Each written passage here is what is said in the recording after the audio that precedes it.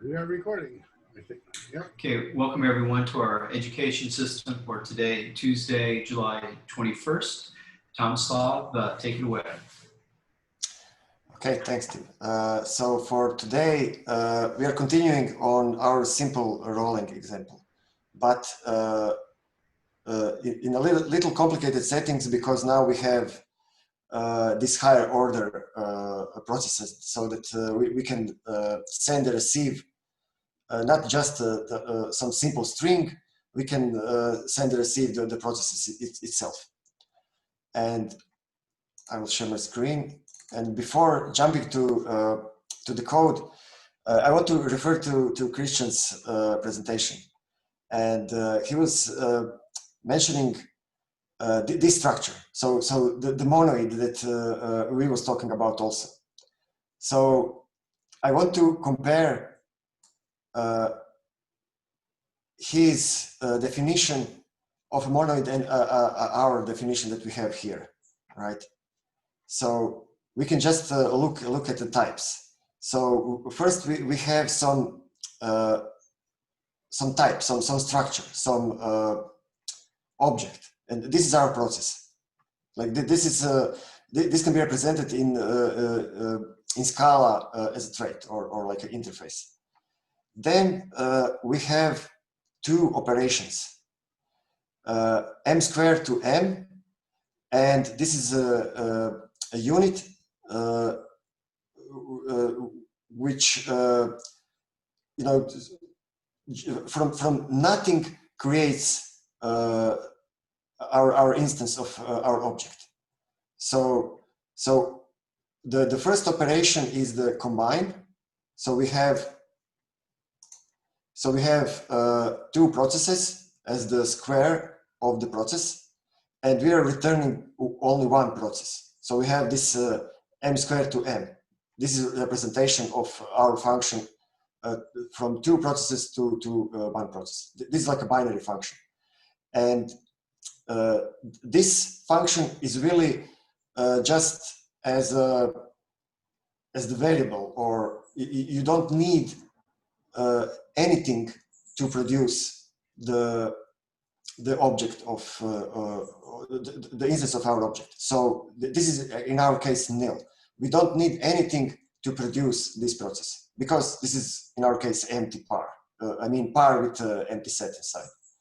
So this is a representation of the monoid, combine and the unit or empty. And also these are the two laws that we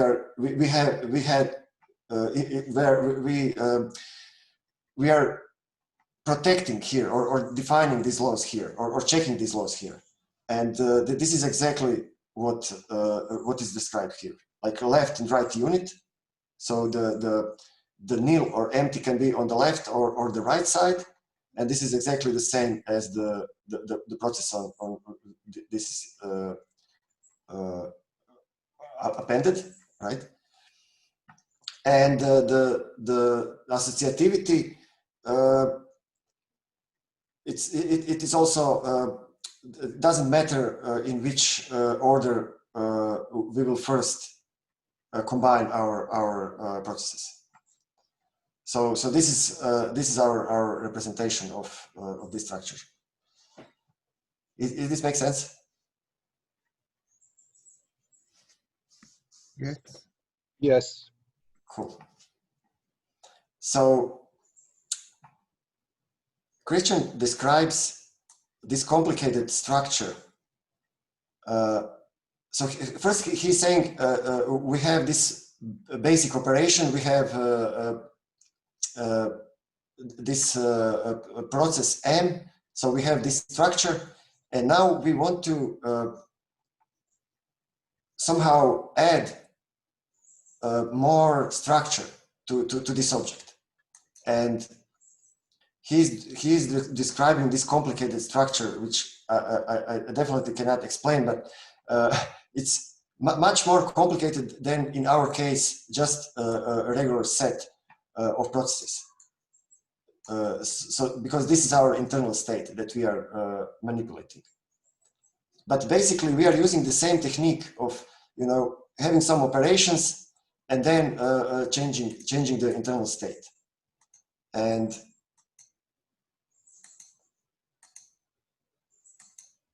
maybe there's so from we know from raw calculus what we have. So with these monoid operations, two monoid operations that we already have, we added this send and receive in our simple Rholang. This is this part of Rholang, but in a simplified way.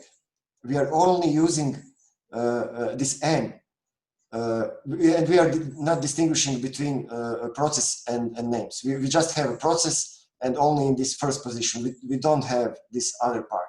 So we are playing only with one argument to input and output. So this is why this is very simple representation, right? We can only do send and receive without any additional stuff that we are supplying. We can later add this additional stuff and also extend our state to be something more interesting, like multi-set or something that is more complex, or like multi-set of lists or processes or this kind of thing. But to just understand how this works, it's better to keep it, you know, just simple, and, you know, because set is really easy to understand. You know, just you have a bunch of elements inside. So the difference from the last time, so this is the previous example. Maybe I can open this.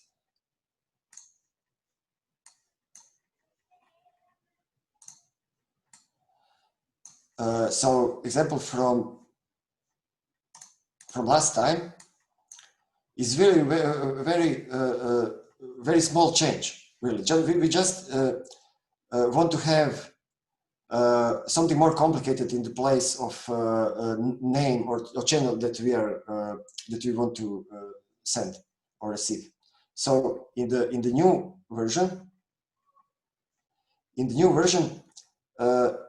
here we can provide the process itself. So we have this higher order operation because now the name can be whatever we want from this process. This is also we are putting some kind of limitation automatically when we do this. We are really restricting what we can do, because now we don't have the string to put here, right? Because our basic operations are these two nil and par from the monoid, and now we have these additional operations, and our state is inside par, and we can only create send and receive. If this is previously that was string, so string give us some structure, right? The string is sequence of characters. So we were playing with different strings to achieve some special meaning, right? We were saying if the prefix is prefix characters, if they are something that we are expecting, we can do something else. So we are encoding our meaning in this string that we have. So we have just basic structure of sequence of characters, and we are encoding something. So this can be seen as some kind of URL that we are creating here.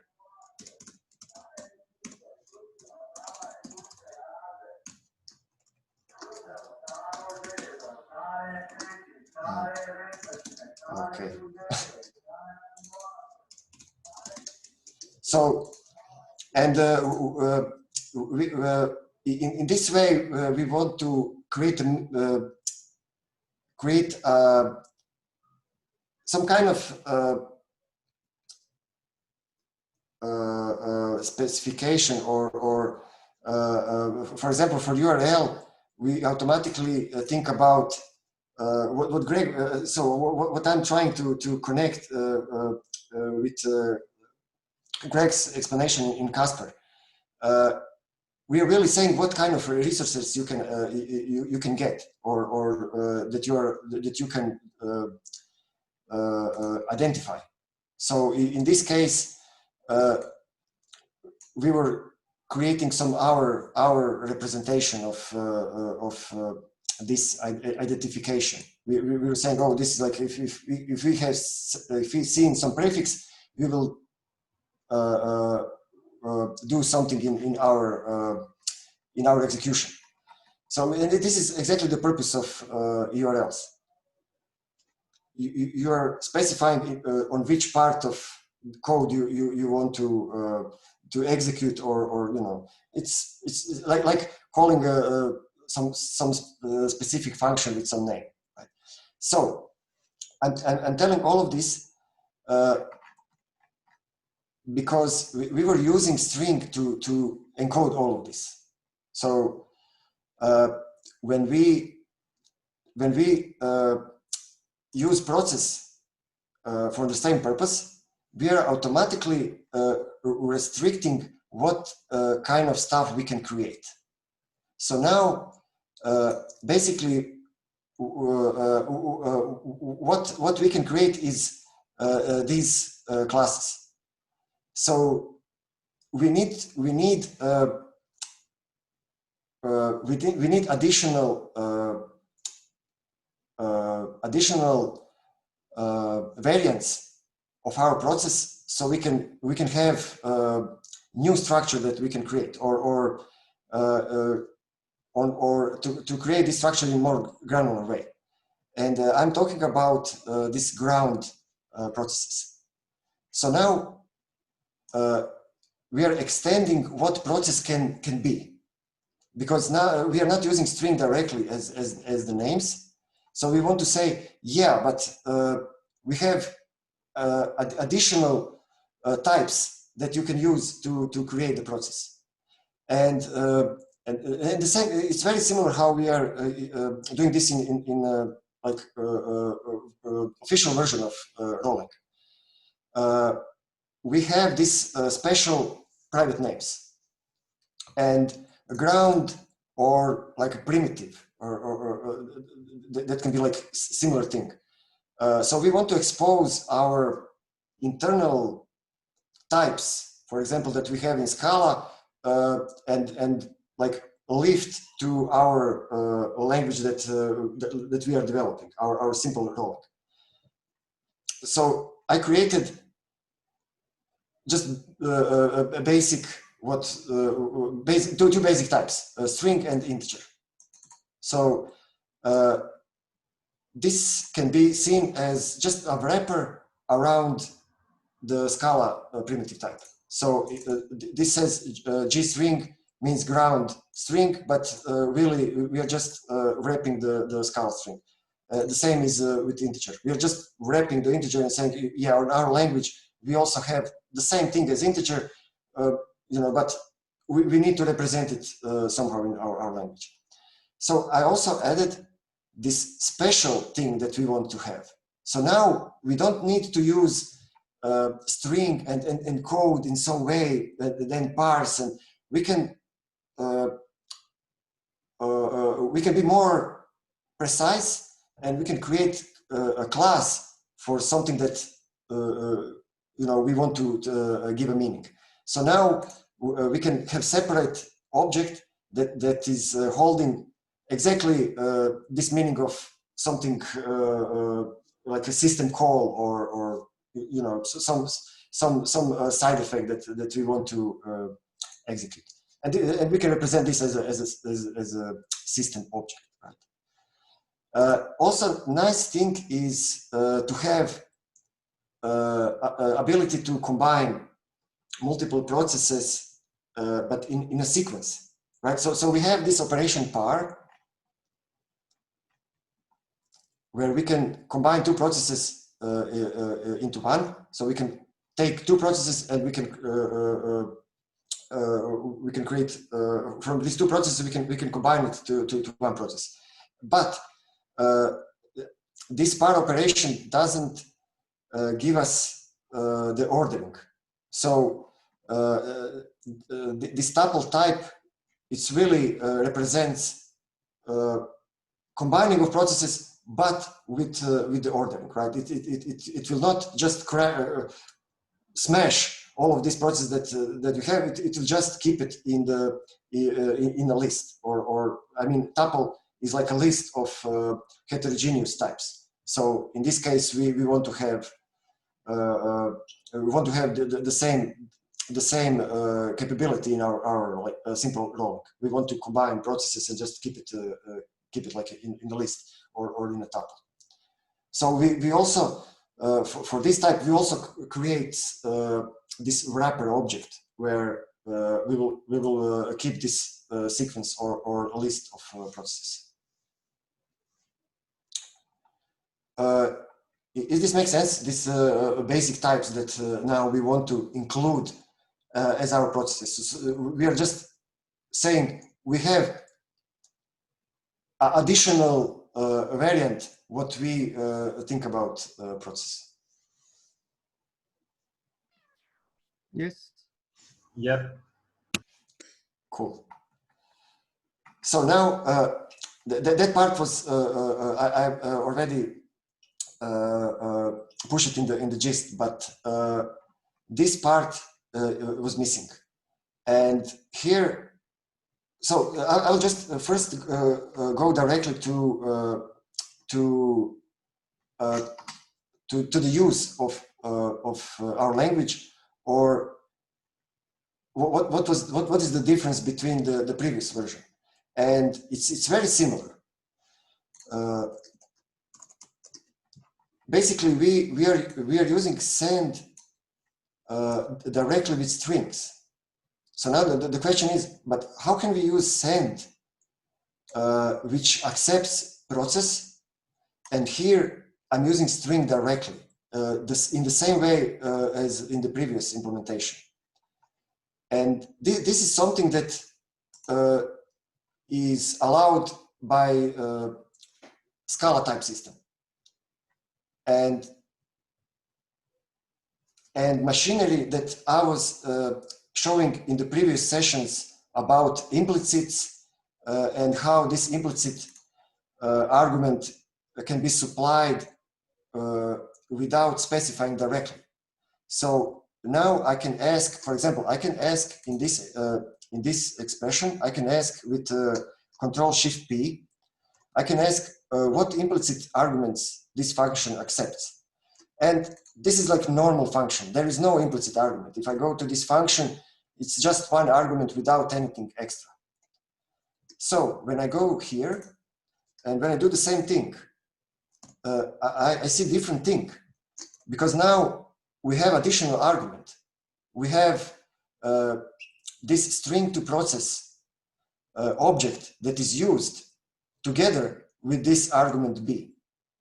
So now I'm going a little into the Scala thing, not really related to our building of our language, but this Scala machinery is very nice when we are developing our sub-language, or you know, just maybe we are developing some functionality for our application, but we want to develop this small language to manage maybe some concurrency that we have. This is like a especially useful. So now we want to create very nice interface, right? We want to have in our Scala code like very nice manipulation of these lifted types. We don't want to deal with these lifted types. This is like additional complication or boilerplate that we want to escape, but still have our special language, our mini language. So this is why I want to point out why this can be important, or why this can be nice to have. So what is going on?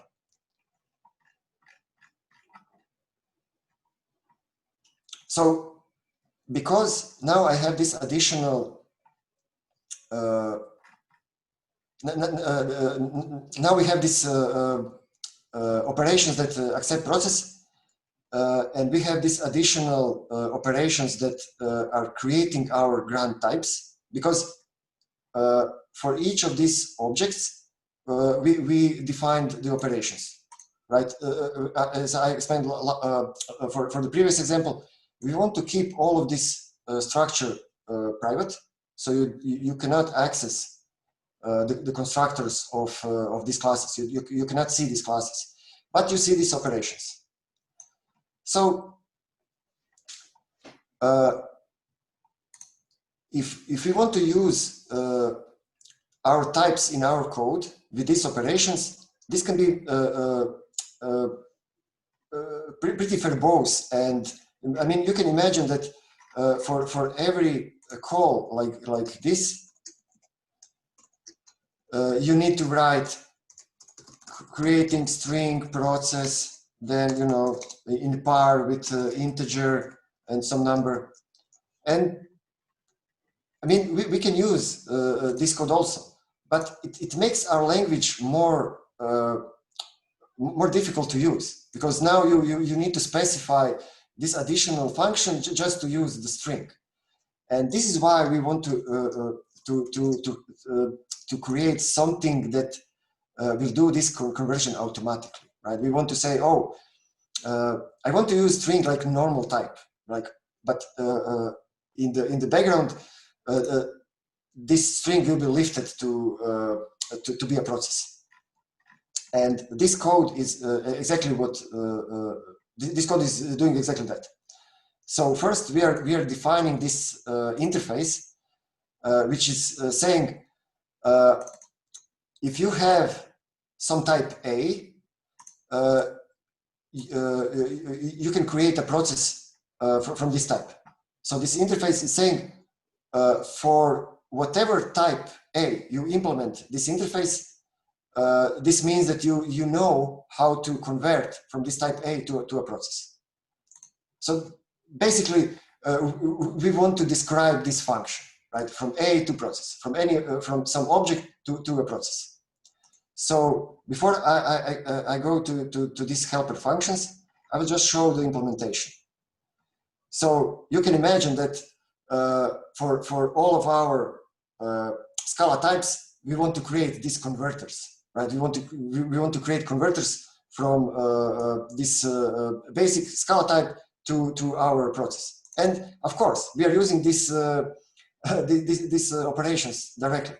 So and what we want to create is instance of these specific converters. So we are saying here, we know how to create converter for string. We know how to create converter from int. And we are just implementing this one function. We're just saying, yeah, if you give me an int, I can create an int process. And if you give me a string, I can create a string process. And if you give me a process, I can definitely create a process, right? This is like an identity for the process. From process to create a process, it's just, you know, identity function. And why we are doing this? Now Scala, because of this implicit definition, Scala can use. So if you remember, I said these objects are now floating in the scope. They're defined, and if we have some function that accepting implicit arguments of this type. So let's now go to this function. So if we have in scope implementation for our converter for type A to process, we can really use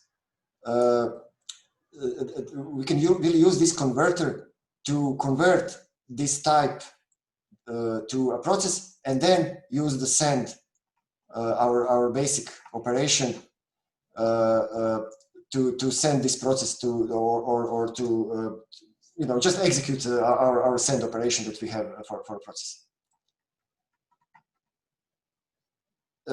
Is this still okay? Can you follow this part?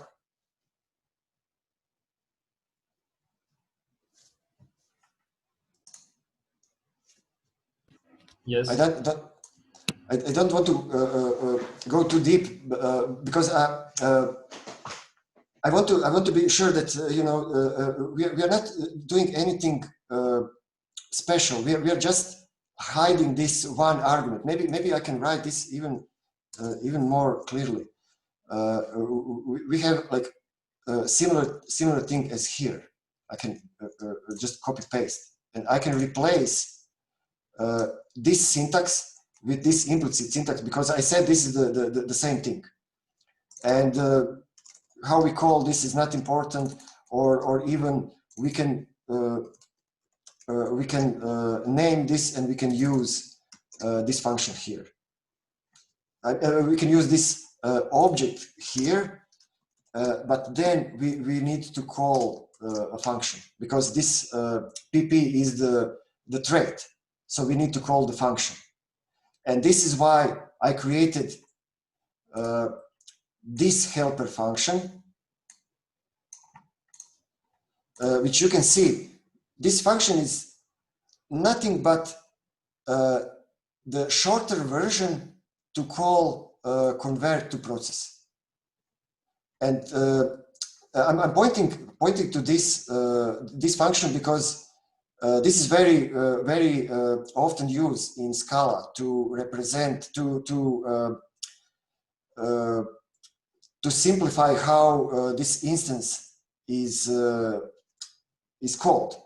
And in this example, this really just means that I don't care about this object here, and I will use my helper function p, and I can call directly using this function, because this p will use implicit argument to this object and call this function.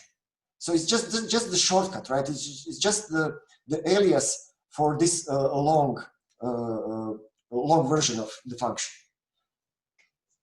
I hope this makes sense. I'm just playing with with the names, and I'm saying, oh, I want to have this shorter version so I can write it in a more succinct way, and nothing else.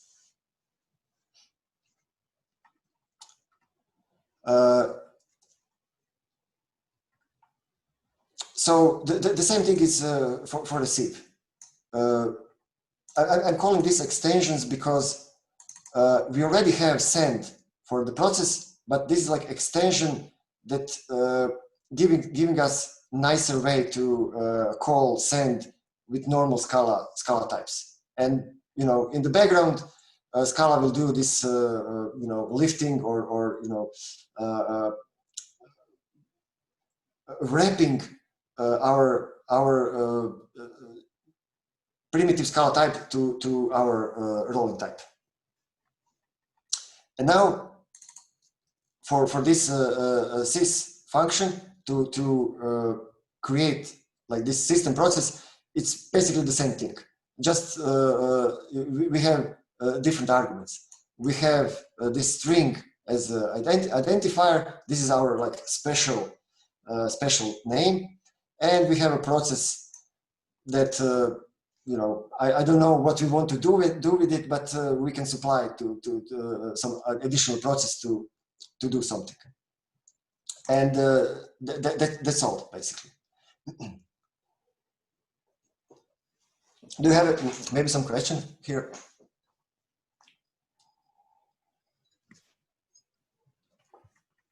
Mm-hmm.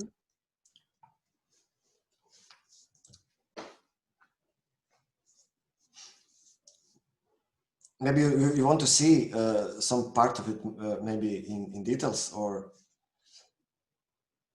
because now I want to go to evaluation, because it's very similar to the previous example.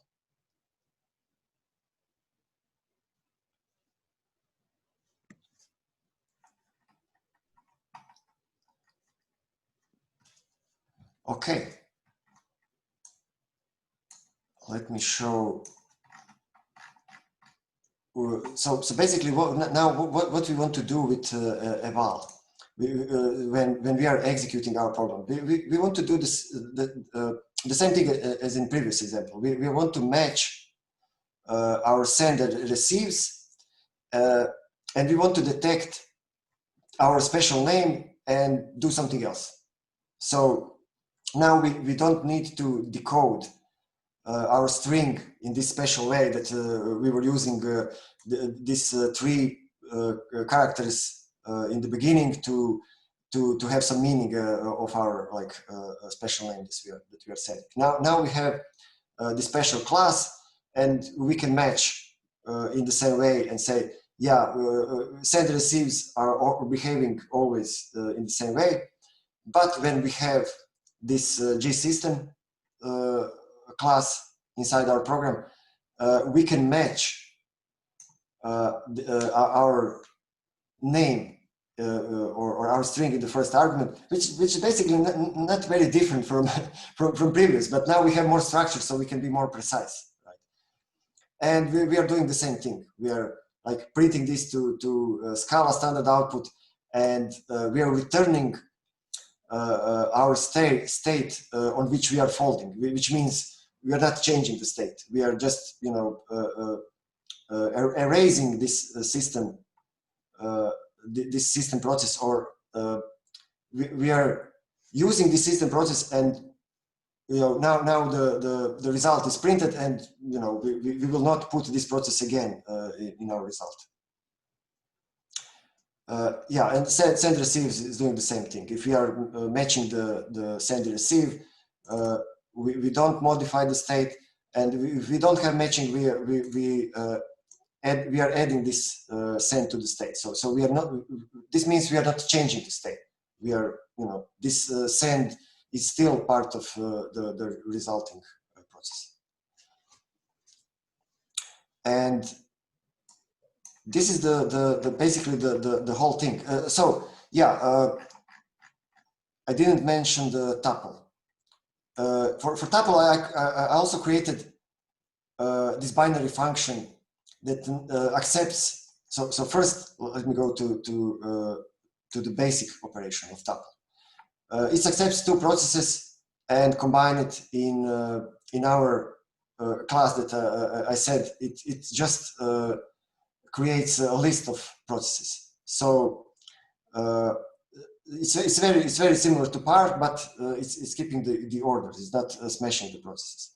And for this tuple operation with processes, we have the same extension that has this converter inside. It's accepting these converters for left and right object. So we can write also. This also it's serving the purpose of having more simpler way of writing our language that we are describing. And I will use this function here to also define an infix version of this tuple, the tuple object that we can create, tuple processes. And why I'm doing this? Because it would be nice that we can, for example, here create this tuple directly from Scala tuple, right? So if we can just put this in the parentheses and with a colon just separate, but I'm not sure how to write the same lifting for Scala tuple. That would be, for example, interesting if this can be done in Scala. But instead, I created this special tilde function which serves basically the same purpose. I can create multiple. I can have multiple arguments, and this will be our representation for the tuple. So it's not in parentheses with comma. It's with it's separated with this tilde function. So if this makes sense. I'm also just playing with with the names and infix and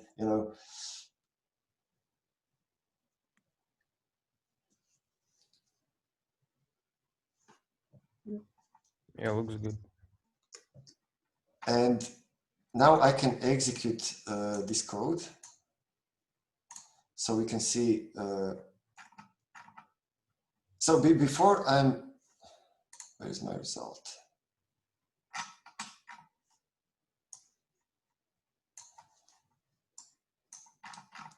So I also added one thing. You can see that in some of these classes, I override toString here, and especially in the ground processes. Let me first comment all these overrides, because I created these overrides to because now we have more classes here. We don't have just strings, and when we print this stuff, it's very hard to distinguish what we have. So let me show you how this looks.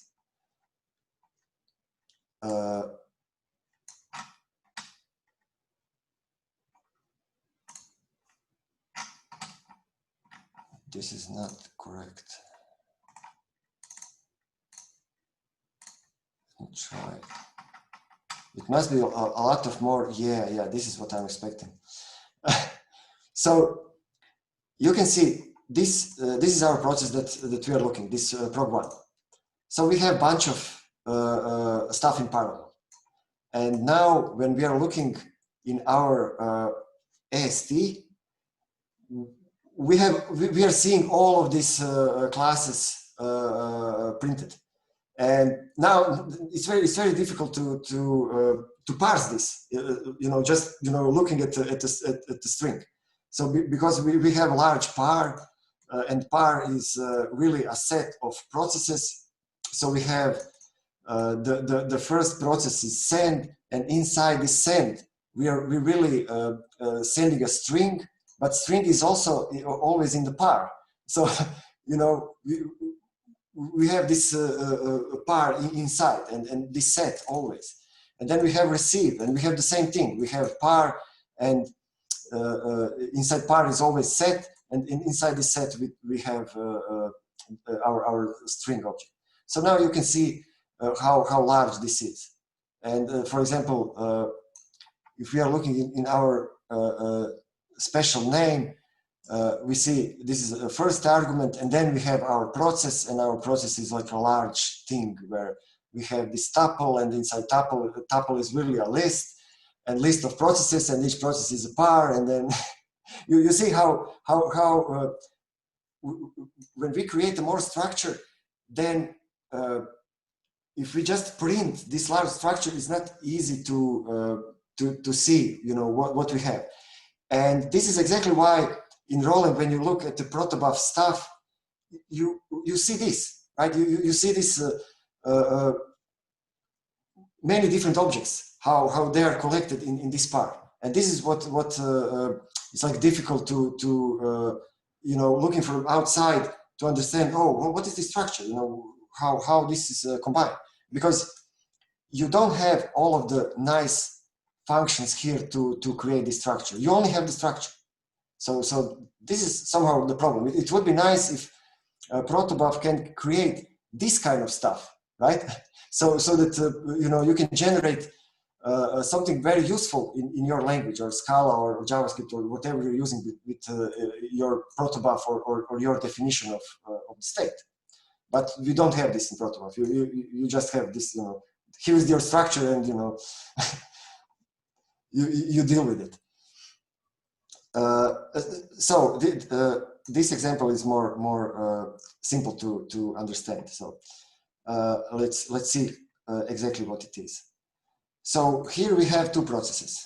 One is the string, and one is the integer, and they are in par, and they are automatically converted to a process because of our par operation. And this is exactly what we see. We see par, inside par we see set, and inside set we have our two processes inside, string and integer, wrapped in our classes that are, they're serving for the purpose of wrapping. And when we execute our code in very similar way as the previous example, some of the processes will be erased because we will match send and receive, for example, these two, or this and this, because we don't care about, the par doesn't care about the ordering, and nil doesn't change the meaning. This means that this send and receive are also matching the same channel. And at the end, we will only have this tuple. We will have printed this tuple from the special name, and we will left with only the set. But in this representation, this is like more verbose, right? So this is why it's convenient to create and overload this toString. And what this means is just we don't want to print the class. We just want to print the parents and the string inside. And for the integer, we want to do the same. You know, we don't want the wrapper. And for this G system, you know, maybe we want this say some special name or you know, whatever. And for the tuple, we want to display tuple in our usual way, how we see it in Scala, right? With the brackets and with a comma in between. And for our par, we want to represent how we see it in our language. So we want to see it separated by pipe. So you see how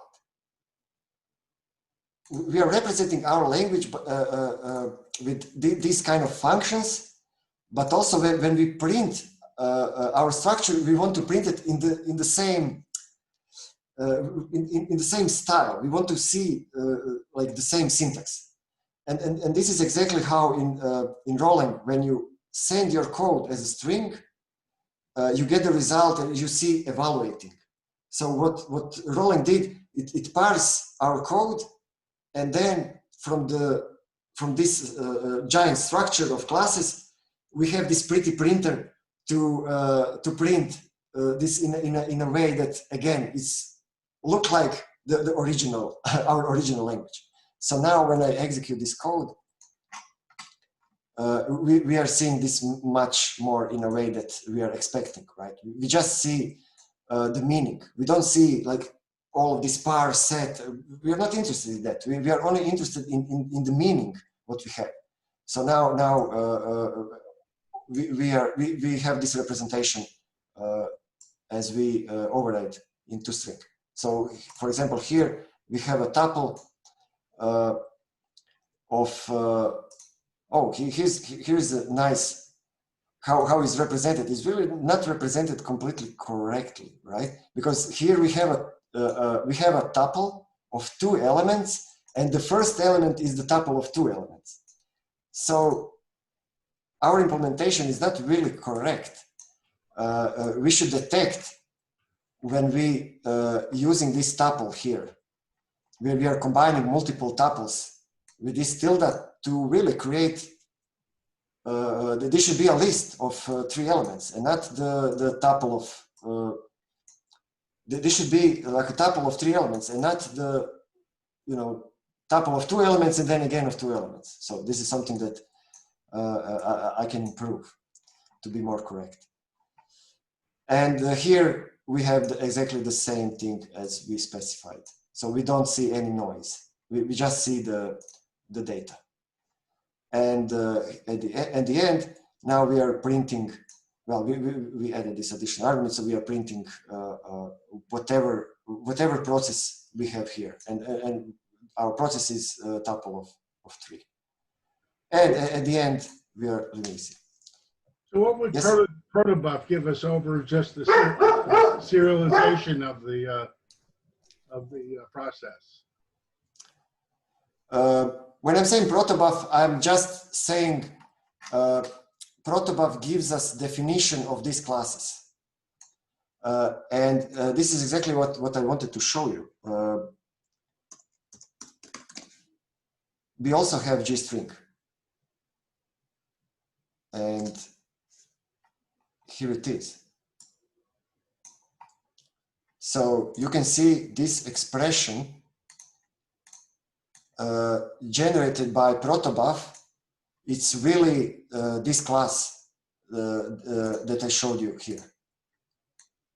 But protobuf is generating this class, so I can go to the top of this class. This is generated. It doesn't say here, but yeah, it says here. It is generated by a protobuf generator from the definitions here inside row types G string. So we have definition of our protocol written in the protobuf, and from this definition, this protobuf generator will generate these types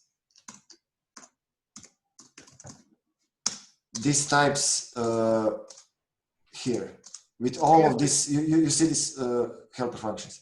I guess I'm thinking of the protobuf as being serialization, and I'm just trying to understand why the prototype is better than the serialization, the source code.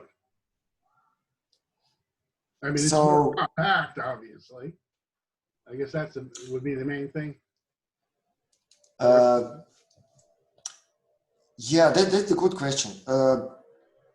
We want to create from this object or this class, right? We want to create the bytes, and we want to create bytes always in the same way and with some standardization, or So even if you are writing your class in TypeScript or Rust, you can still generate the same byte string, the same bytes, because bytes must be the same.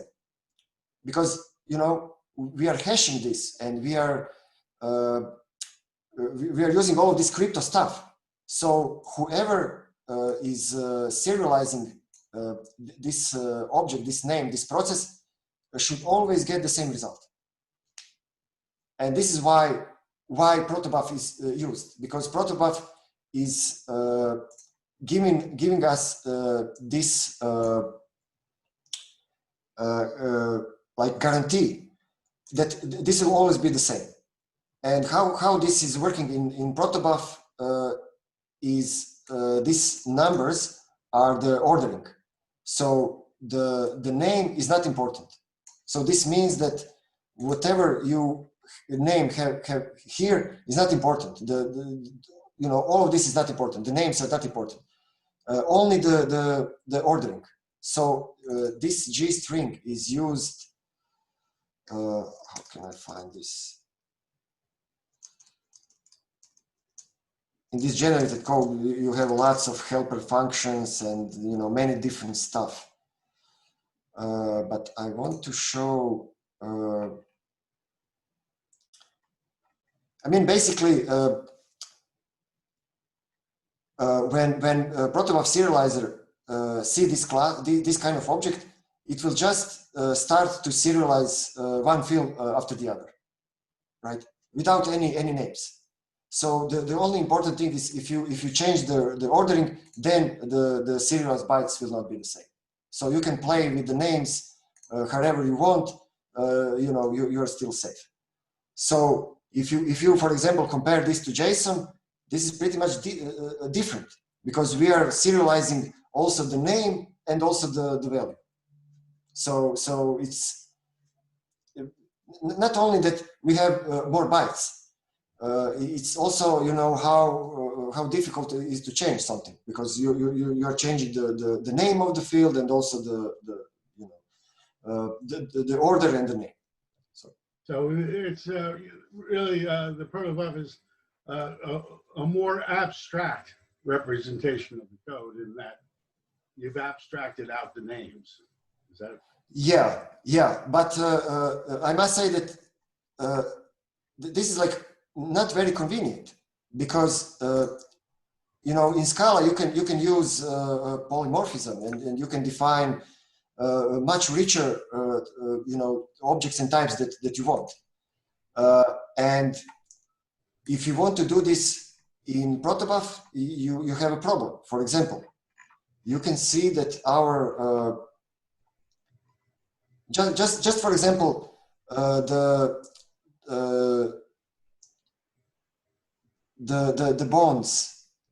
bonds map. So we have the bonds map, right? The public key and the stake that is inside the block, and you cannot represent the map. So you need to create this additional bond proto object, which holds validator and stake, and then you can specify, yeah, I have the list, or in protobuf you are saying repeated object of this type. I have the list of bond proto objects. So you don't have any polymorphism. You cannot say, oh, this works with any type A or something like that. So this is something that it's strange, because you have some more abstract language with more features, and you need to define your types in some very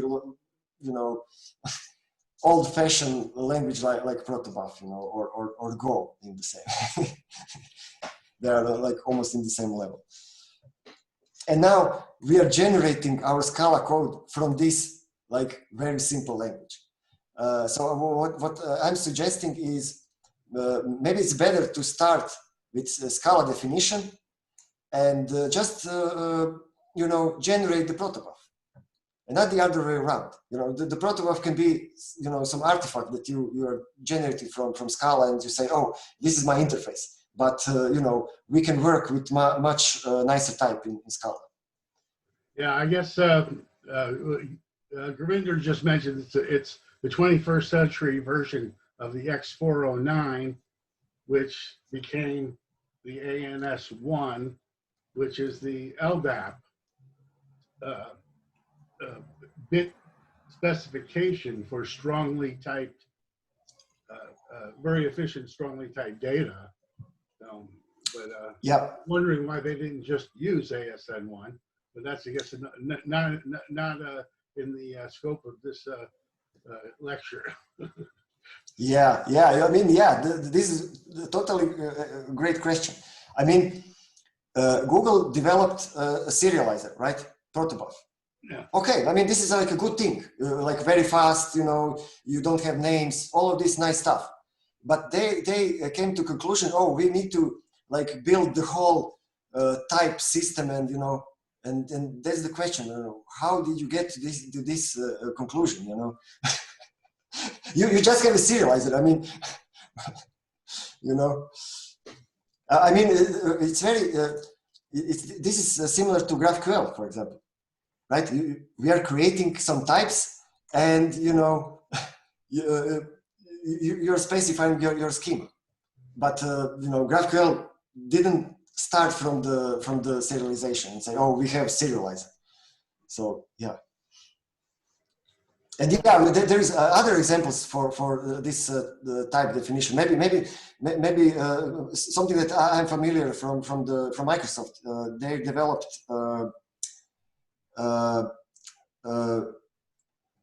I didn't use it for a pretty long time. I mean, they have multiple examples. I'm referring to communication, Microsoft Communication Foundation, I think it's called. When you have the whole, range of generators for JSON, for XML, for many different things, and then it's much nicer than protobuf. So yeah. I'm surprised they didn't stick with the LDAP, that they use with Active Directory.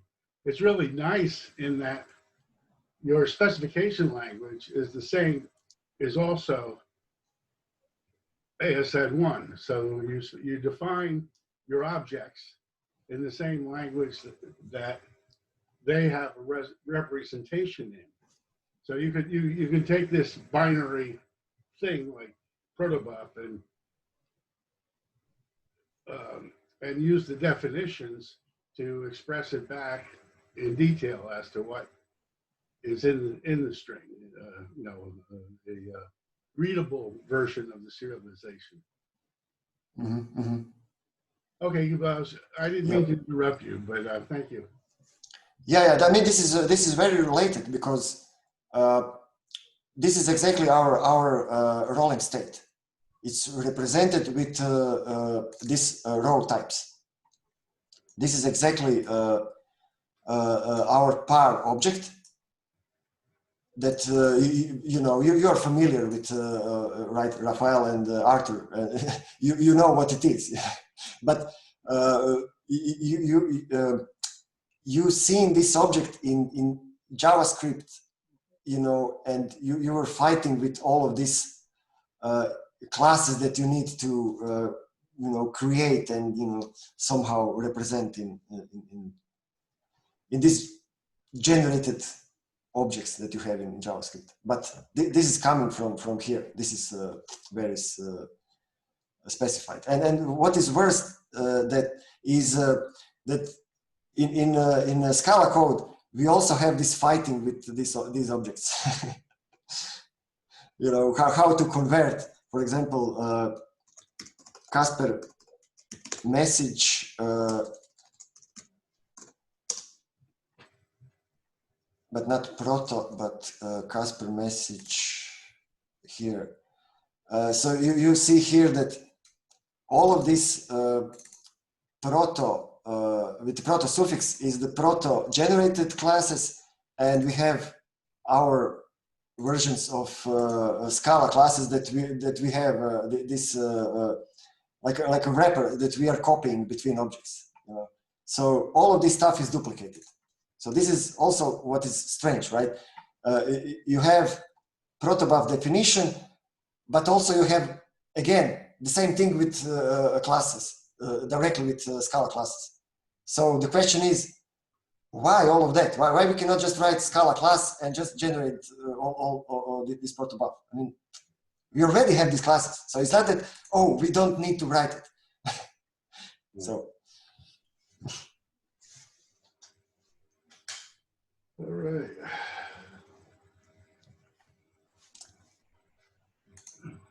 Cool.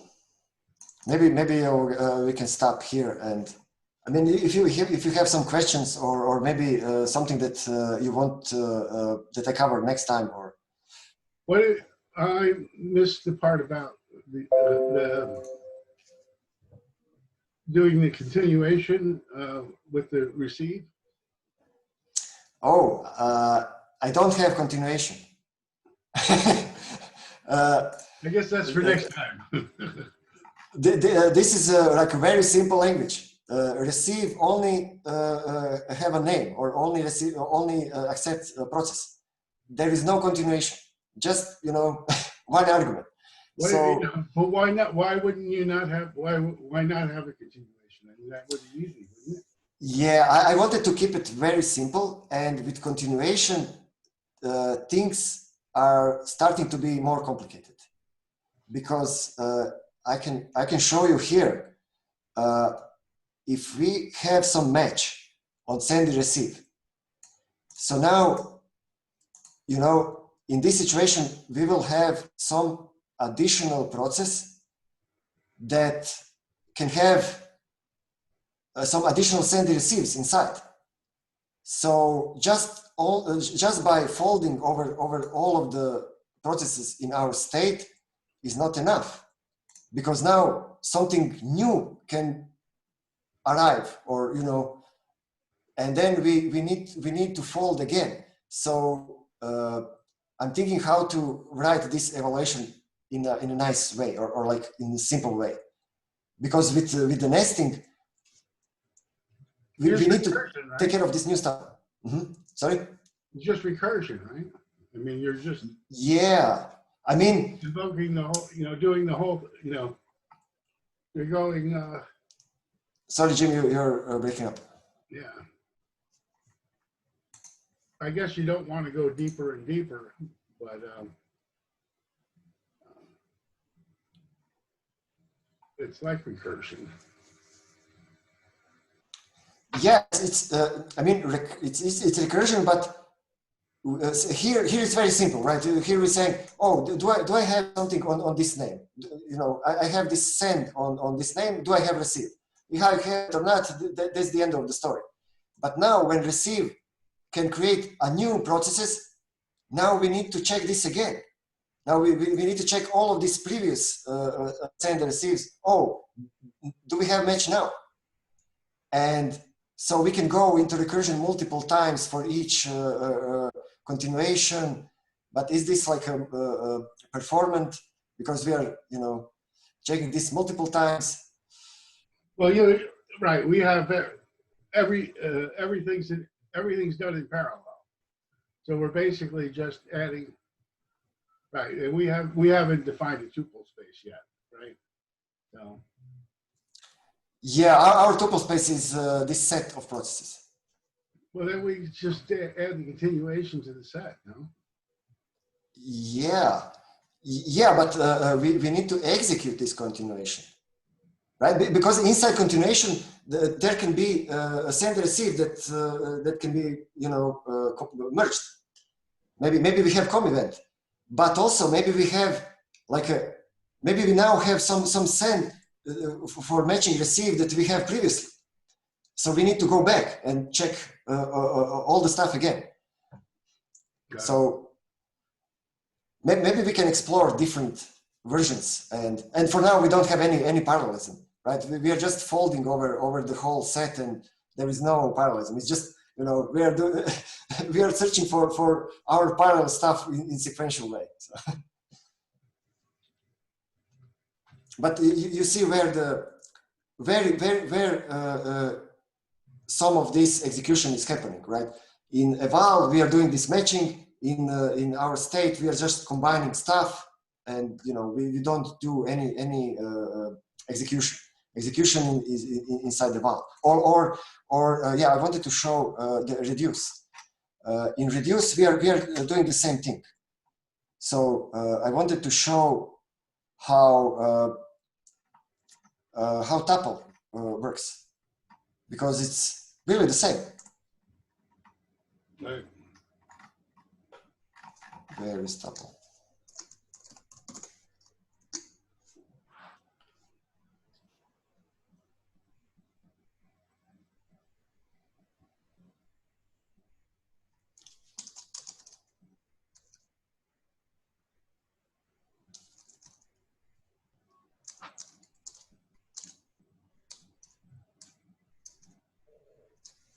So here, this is our tuple, and we are just combining this in, well.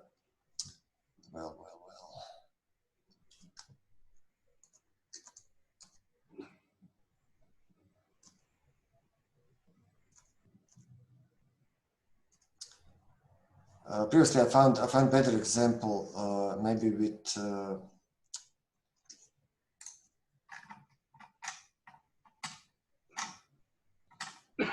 sorry, I don't have like good example to show you now. Oh,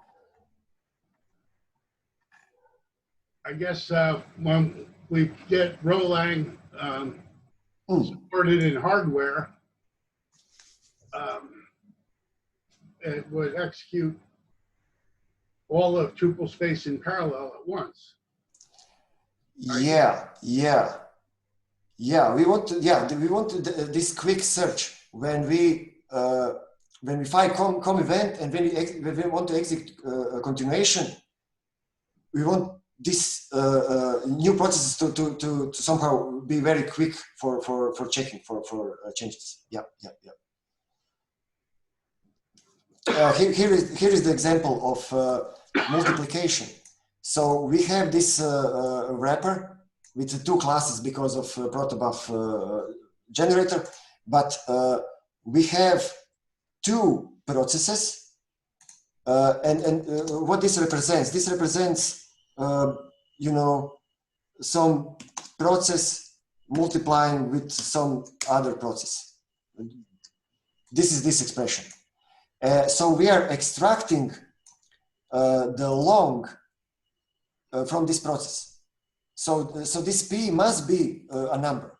And if it is not a number, this will fail. So if both of these are numbers, we will charge for multiplication, what is the cost, and we will create this G int. Now you know what it is. This is representation of our number in Rholang. And that's it. This is the multiplication implementation in Rholang. And you see, it's very similar how we have our string here, or right, our integer. We are just packaging up this in our gint class.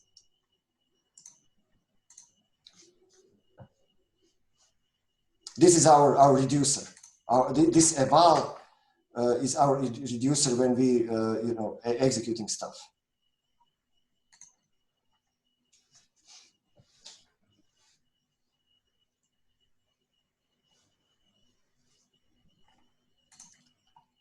Cool.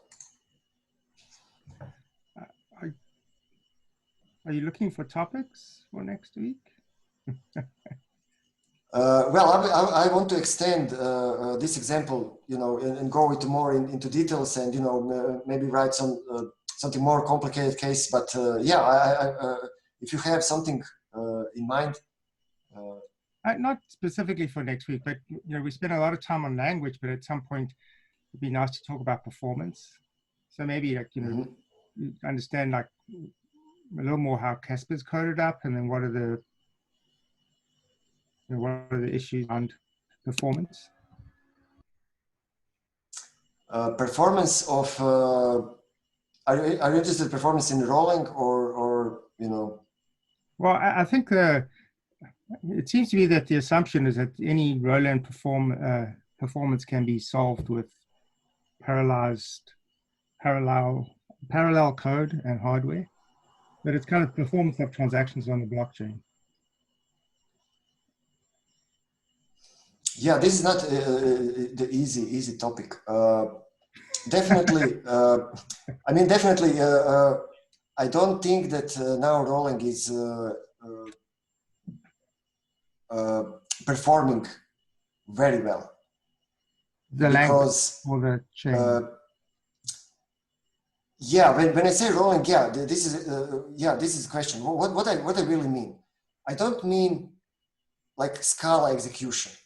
This is like pretty fast, right? What I was showing here, oh, I'm matching this, and oh, okay, this is like a lot of stuff, but this is pretty fast. What is slow is searching these hashes in RSpace. This is what I'm thinking. I cannot say for sure because I didn't do like in detail measurement, but I think that this is the slowest part. For example, this history object and this find method. This is like a crucial method for RSpace because you can't see your code. Oh, sorry, I stopped sharing. So let me go back. So this is the history interface. This is the major interface for history representation of the Merkle tree, and the key path is just the sequence of bytes. So through this function find, everything is fetched. So whatever you're looking on some channel, you're really searching with this find. Mm-hmm. And where is find path is here, and find path goes here. So this is the function. And what this function is doing, it's traversing over this tree of this is the Merkle tree. Mm-hmm. and this function is really I think the major thing to improve performance, because if you can look up your hash in the history, in the Merkle trie, that's the most important thing, because this is what means searching for matching, right? You have your bytes, and this is your hash. This is your unforgeable channel. This is your channel. This can be a join. This can be a send channel. This can be receive channel. This can be multiple sends and receives, whatever you have. This is in these bytes. Mm-hmm. So this find path is called many times. And for last finalized state, I'm not using this find because I'm copying the trie itself. And I made some like smaller testing. How can I maybe use this find? And it was drastically slower. I mean, this is expected, but I didn't expect like that much. So this code is calling many times. So, and it cannot be memoized because practically you're always working with different hashes. So I try to, just in a naive way, I was trying to maybe memorize and see, can I see some performance improvements? But yeah, it's useless because you always have different hashes. Okay. But I remember that you pointed out, can we have the Merkle tree directly exposed in the Rholang? And that's the good point. Mm-hmm. Because this structure of the trie is very important. I mean, in functional programming, all of the internal structures of map, list, this kind of thing are represented with this kind of structure. So it's super important structure. And yeah, it would be nice if we have not only one implementation, but multiple implementations, so we can see difference in performance. And somehow it would be nice if maybe this can be exposed in some way that we can say, oh, if you can implement these few functions and this maybe some simple structure, just for the purpose of testing, we could be developing something that is maybe faster, because now it's very difficult. Now if you want to write your version, oh my God, I mean, you need to understand everything. So it would be nice if this is like somehow exposed, and so we can playing with different versions, and we can say, oh, whoever have time to write something nice, maybe we can play with it and test. Mm-hmm. This is some kind of goal it would be nice. Cool. So yeah, your question about performance. Yes. And I was wondering if Arthur's question was about performance in Rholang or performance of the chain overall, because there are other blockers for that. Once we get the block merge and all that done, we'll get better at that at the higher level. But was your question, Arthur, about Rholang performance, or? Well, I guess maybe it's just where I've been spending my time, but the noise right now is on Ethereum level 1 performance of scale, and level 2 with doing proofs on the blockchain to reduce the amount of computation and gas that you use. And that conversation is not kind of I'm not seeing those conversations in RChain. With RChain, we focus on language a lot more. So that's why I was just kind of wondering how, the noise is about performance and not about language. Yeah. I mean, make it work, make it fast is good, right? I mean, that's the best way to go forward. But. Yeah, this is why I'm looking at this part in RSpace. Yeah. And I'm surprised that we are not using RSpace for everything. It would be nice that we have RSpace, and we should make it as fast as possible. Because if we have RSpace fast, everything will be fast, right? We can use it as a database, and and now this part is not very nice or easy to use. So this is why I created this key value store that is like a little bit different, because I wanted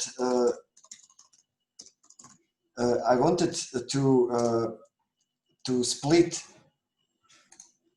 this part of, you know, you have key value store with operations on data, and you have different interface that is giving you that can create this key value store, and also taking care of shutdown or you know, closing the connections and all of this stuff that you really don't want to think you know, in the same context, right? Doesn't make sense to think about get and set together with how you're closing your key value store. You know, then you always need to carry this information. So I made this split so that, for example, now we have only on one place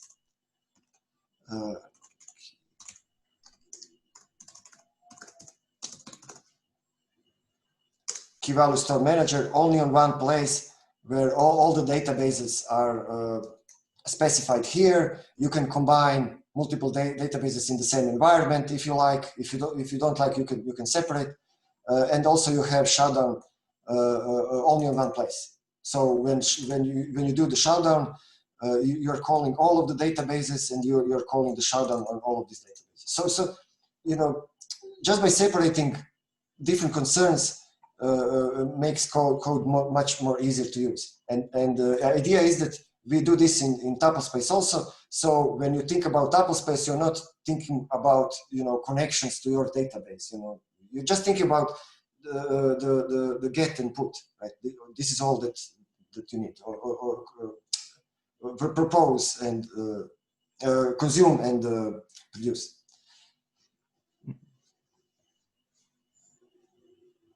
So we can you know, in this way we can be more close to this modular design, where, you know, you can try to write your version of, or your implementation of tuple space and compare performance, and you can say, oh, I did it better, you know, I have better version. Yes, we can use it. So that would be nice.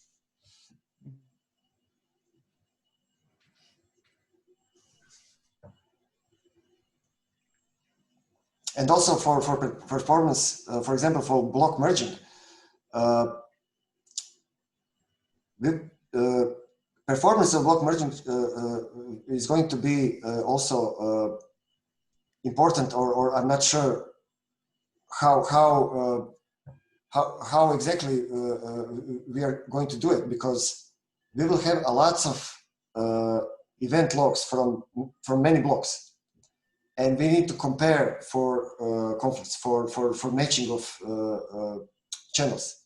So again, we need this kind of representation of a tree, where this search is very fast, where we can say, oh, we have the same channels, events of chain channels, and, you know, we can detect all of these channels. So we can report which deploy is conflicting. And, you know, we can keep all of this in memory somehow, or I think in partially on disk, partial memory. I'm not sure exactly how.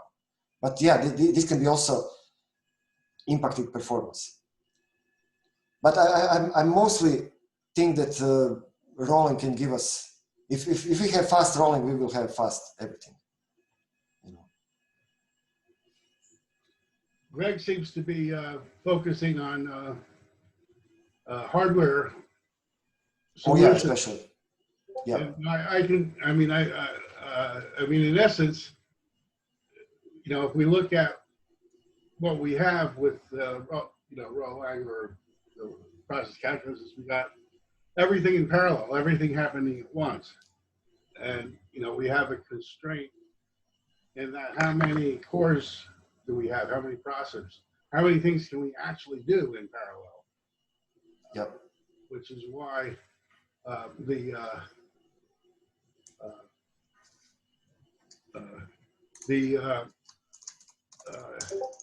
in-memory computation models that they're using for associative memory chips.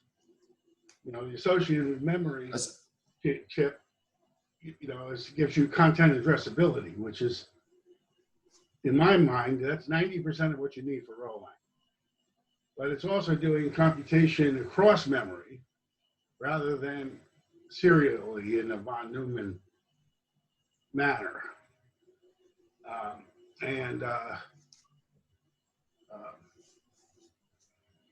So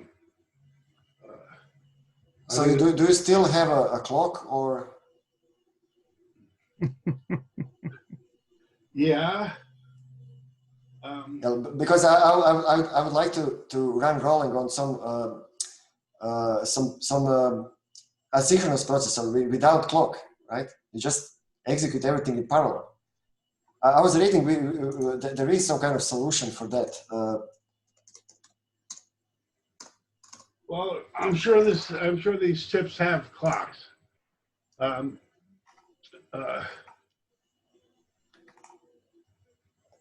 clockless CPU or synchronous circuit. But you don't have a CPU really.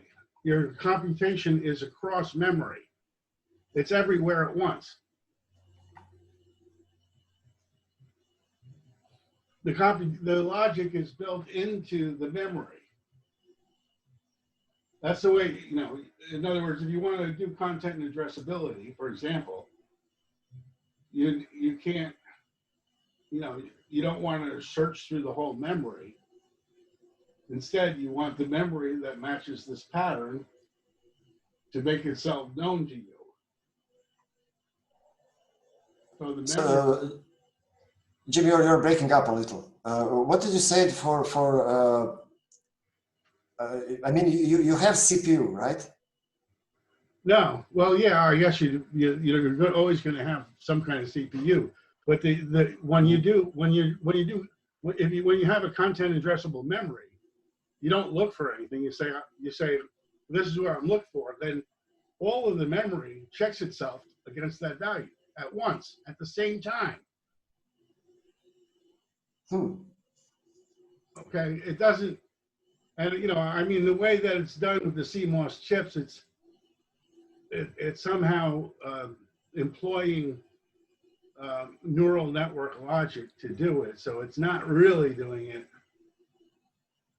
all in parallel, but the idea is that it's doing it all in parallel.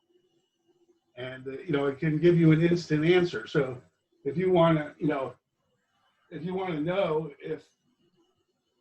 if you send a message and you want to know if anyone's listening for it, boom, you know instantly. You don't have to, you can find it instantly. You don't have to look for it. I see. I mean, this sounds nice.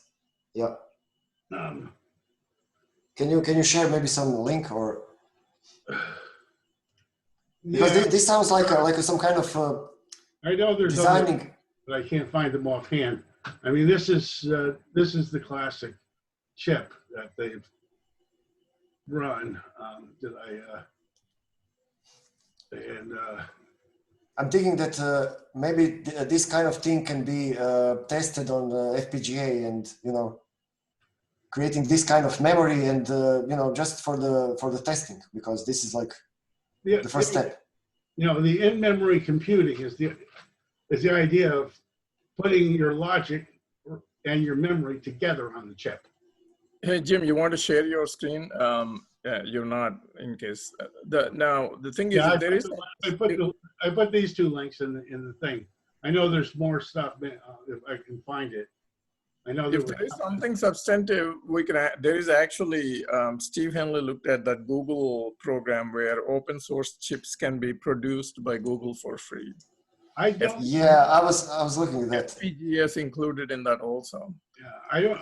But these are very specific for Google. These are very specific chips. Yeah, they're, you know, those. I don't know that we can do this kind of thing with those chips. Yeah. They are not part of. And the problem is you don't have developed these different interfaces or different part of the chip. So they're giving this for free because, you know, they are hoping that people will develop these parts that are missing. So now basically you have just, you know, parts that, you know, just the basic operations. You don't really have something that is, you know, usable. That's the problem with this offer. But you should be able to, you know, take a traditional program and put it on the chip, more or less, as I understand it. But if you want to do a novel type of computing, it didn't seem that that framework lets you use a different model. It's basically a von Neumann computing model. Yeah. Well, so Yeah. let's say you take this large design tool, CPU design tool that was there on this asynchronous CPU thing, and then design something on an FPGA that you guys are saying the Google program would not let you produce that? I mean, maybe they have something. So maybe you can develop your part, but you're missing this other stuff that are connecting. So they are hoping that, you know, this will be developed with this as part of this free offer. No, but what I'm saying is, isn't an FPGA an FPGA? I mean, is there a whole lot more that you need outside of what you're going to do? They're not doing this on FPGA. They're doing this on real chips. No, FPGA I thought was part of the this thing also, part of the scope also. I mean, I have not carefully looked, but I remember FPGA being thrown in there as one of the options. But they're very specific about chips. You cannot just say, "Oh, I have chip." You're must using their chips. So they are very specific chips. Okay.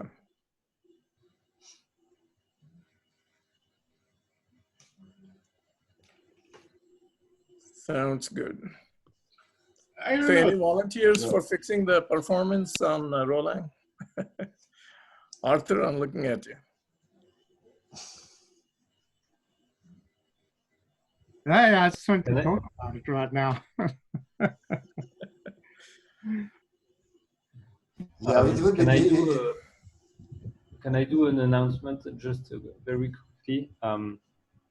Since some folks are here, so tomorrow we will be demoing personal pages on DAPI. So if you are available today at 18 UTC, please join us for the DAP developer group, because we are going to test personal pages on the testnet. Thanks. Cool. So is that how many hours from now? 2.5? I mean, about 3 hours? Yes, 2.25 hours. 2.25 hours from now. Okay. That's Thank you. it's on the calendar. Yeah, that's the 2 p.m. Eastern, I think, right? Right. Yeah. All right, folks, we all done? Yep. See you, everyone. See you. Thanks for joining. See you later. Bye. Bye bye.